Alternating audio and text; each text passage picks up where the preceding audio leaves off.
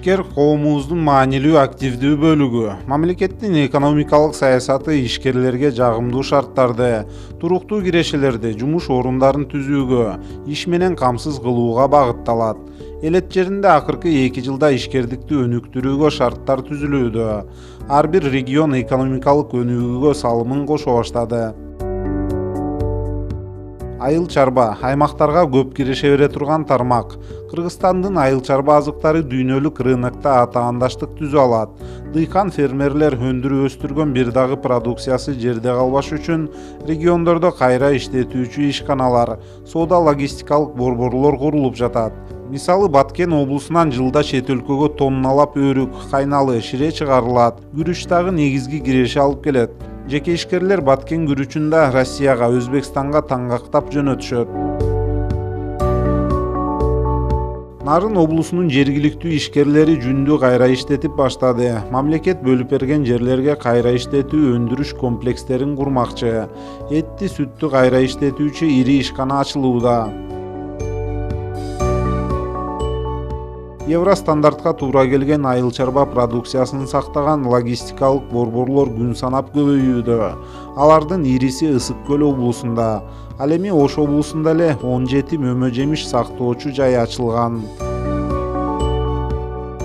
Таластын брендине айланган Төө бурчакты алсак, өткөн жылы эле жеңилдетилген насыя менен аны кайра иштеткен бир нече жаңы заводдор салынган. Учурда товар экспортко кетип жатат.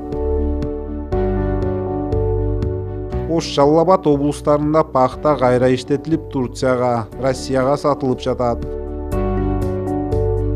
Жер жемиштерди, сүт, эт азыктарын Кыргызстан экспортко көлөмдөп чыгара баштады. Акыркы жылдары ар бир облус боюнча 100дөн ашык ири жана чакан өндүрүш ишканалары ачылган. Мындай мисалдар бар, бирок экономиканы алга сүрөгөнгө булар жетишсиз.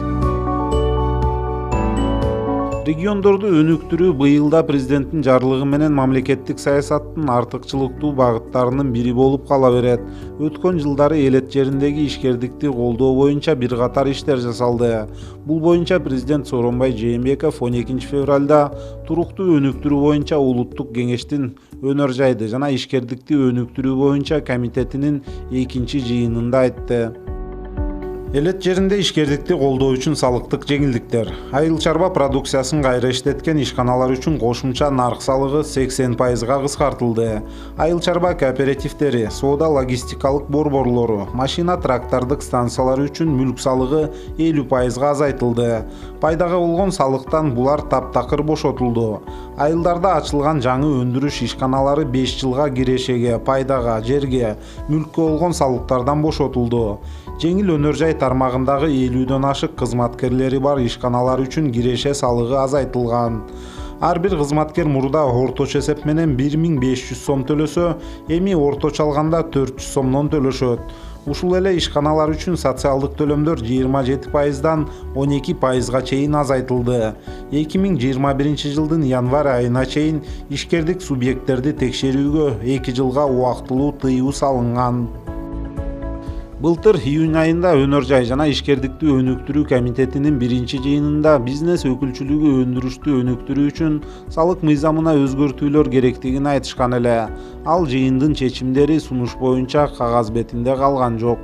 Өндүрүшкө, ишкерликке ушул президенттин деңгээлинде биринчи жолу ушундай комитет түзүлүп, ачык айкын ушул жерден жалаң эле көйгөйдү айтып калып калбастан ушул көйгөйлөрдү чече турган өкмөттүн тийиштүү өкүлдөрү анан ушул бизнес дагы жөн эле көйгөйүн айтпастан чечүү жолдорун дагы сунуштап, ошого аткарыла турган жөнөкөй эртеңки күнү биздин экономикабызга өсө турган жана ишкерликти өстүрө турган жакшы чечимдер кабыл алынып атат. Бир эле жеңил өнөр жайынын мисалында салык боюнча жеңилдиктер эмне берет? 22 декабрда президент кол коюп, 10 январда 2020 жыл күчүнө кирди да.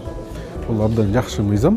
Орто чакан ишканалар бир өнүгүү жолуна барып, анан ошондон аркы бир чоң ишканага айланып, анан эл аралык чоң жанагы буйртмаларды алып, ушул өндүрүштү өздөштүргөнгө атайын ошол багытталган стимул катары бул мыйзам өзгөртүү мыйзамдын долбоору болчу.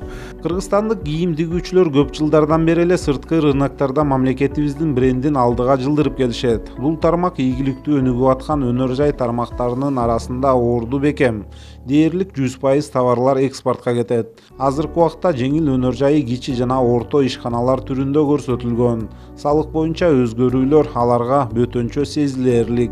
Бул биринчиден коррупцияны жок кылат, текшерүүлөр азаят. Экинчиден бул өндүрүштөн чыгарып аткан продукциянын конкуренттүү бир полкага алып чыкканга түрткү берет да. Сөзсүз түрдө бул биздин бөтөнчө биздин чыгарып аткан продукциянын көлөмү, чыгарып аткан дээрлик пайызы бул Евразия экономикалык бирикмеге кетет. Стратегиялык рынок бул Россия Федерациясы болуп эсептелет да. Ал жакка жалаң эле биздин продукция экспорт кылынбайт да. Бул Кытайдан келет жана башка мамлекеттерден келет.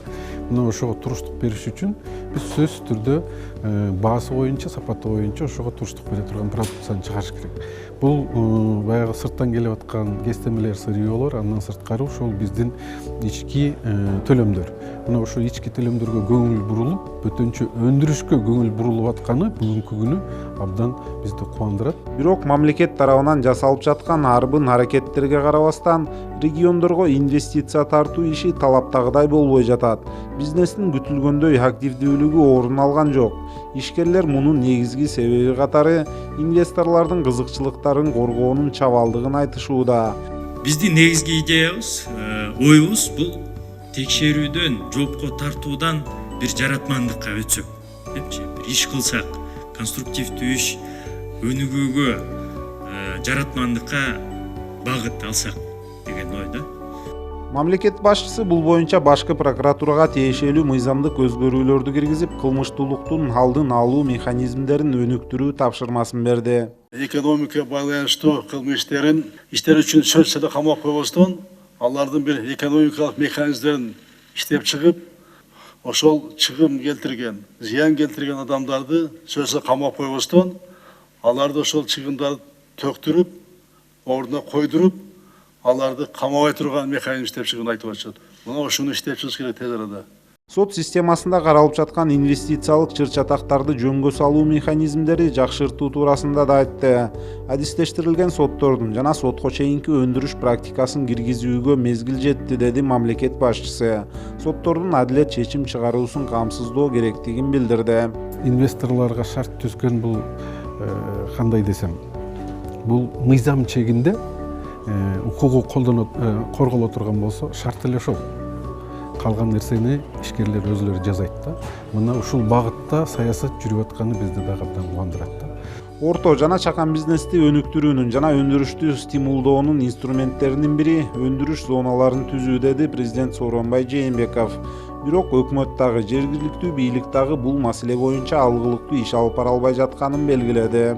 Кабыл алынган мыйзамдардын негизинде мына ушундай жетишкендиктер болуп атат.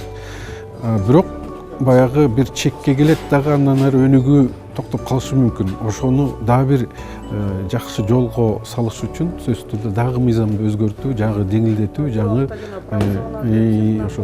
ошондой өндүрүш зоналар, анан жанагы орто чакан ишканаларды чоң ишканага айлантуу, анан ири чоң ишканаларды өстүрүп чыгаруу. Бул 1 жылдын 2 жылдын ичинде болбойт, бул көп жылдын ичинде келе турган нерсе да.